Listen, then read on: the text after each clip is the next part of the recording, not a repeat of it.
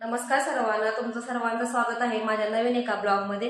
तर मी आज बनवणार आहे की शिळ्या भाकरीपासून आपण छान असा चिवडा बनवूया का। तर अन्न हे खरं वाया घालवायचं नाही। जर एका चुकून आपल्याकडून जास्त झालं तर आपण त्याचं काहीतरी बनवून खायचं, पण ते असं वाया नाही घालवून द्यायचं। म्हणून मी आज छान असे तुकडे बनवणार आहे भाकरीचे शिळ्या। तुम्ही पोहे सुद्धा खायचं विसराल अशा पद्धतीने मी बनवते। चला तर मग आपण तरी तयारी करूया आणि बघूया कसं कसं मी बनवते ती। चला कंटिन्यू करा व्हिडिओ।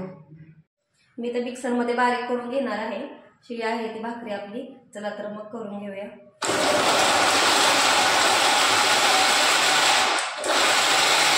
तर हे पहा, मी आता बारीक करून घेतलेले आहे तुकडे, छान असे बारीक पण झालेले आहेत पहा। तर इथं मी साहित्य घेतलेलं आहे बघा। बारीक चिरलेला कांदा, एक टोमॅटो घेतलाय चिरून, कढीपत्ता, कोथिंबीर आणि इथं थोडेसे शेंगदाणे घेतलेले आहेत आणि इथं आहेत आपल्या भाकरीचे तुकडे करून घेतलेले आहेत। हे मी मिक्सरला करून घेतलेले आहे पहा। तर चला तर आपण आता बनवून घेऊया। तर सगळ्यात आधी मी तेल घालून घेते।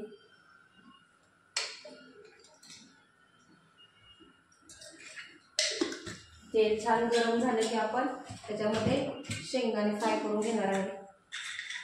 आता शेंगदाणे ज्यावेळेस आपण तळून घेतो तेव्हा ते खायला छान लागतात, म्हणून मी तळून घालणार आहे। तुम्ही भाजूनही घालू शकता।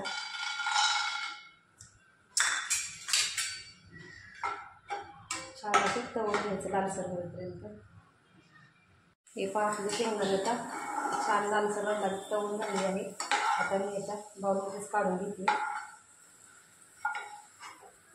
आता आपण हे काढून घेऊया सर्व। आता याच्यामध्ये मी कांदा टाकते। कांदा छान परतून घेऊ आपण आधी।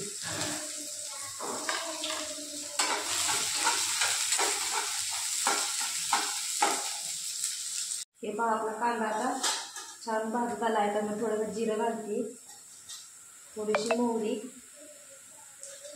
आणि हळद पावडर घालून घेते मी। कढीपत्ता आणि कोथिंबीर पण टाकते। हे छान असं मिक्स करून घेणार। आता याच्यामध्ये आपण टोमॅटो घालून घेऊ। हे छान परतून घ्यायचं।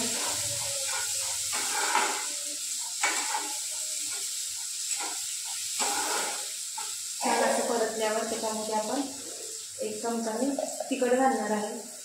तुम्ही हिरवी मिरची घालू शकता, तिखट तर छान लागतं। मग त्याच्यामध्ये मी चटणी घालून घेतली आहे चमचा। ते छान मिक्स झालं की आपण त्याच्यामध्ये ते बारीक केलेले भाकरीचे तुकडे घालून घेणार आहे। ते पूर्ण मिक्स करून घेते पाणी। छान असं परतून घ्यायचं। त्याच्यामध्ये आपण चवीनुसार मीठ घालणार आहे। एक सारखं हलवून घेऊन छान असं बारीक गॅसवर परतून घ्यायचं आपण। खायला खूप छान आणि मस्त लागतं, चविष्ट।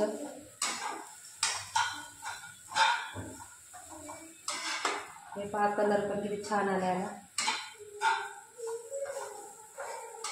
नक्की मस्त लागतं।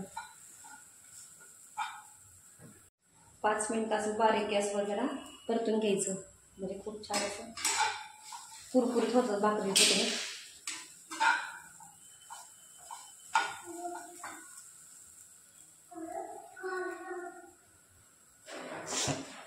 हे पहा, आता आपले भाकरीचे तुकडे किंवा तुम्ही चिवडाही म्हणू शकता याला,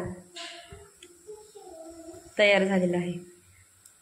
अगदी कमी वेळात आणि पटकन तयार होतो। हे पहा, कृष्णाला आता टेस्ट करतोय आता भाकरीच्या तुकड्यांची। कसं झाले पिलू? बघू, तुला आवडलं? Thank you, bye bye.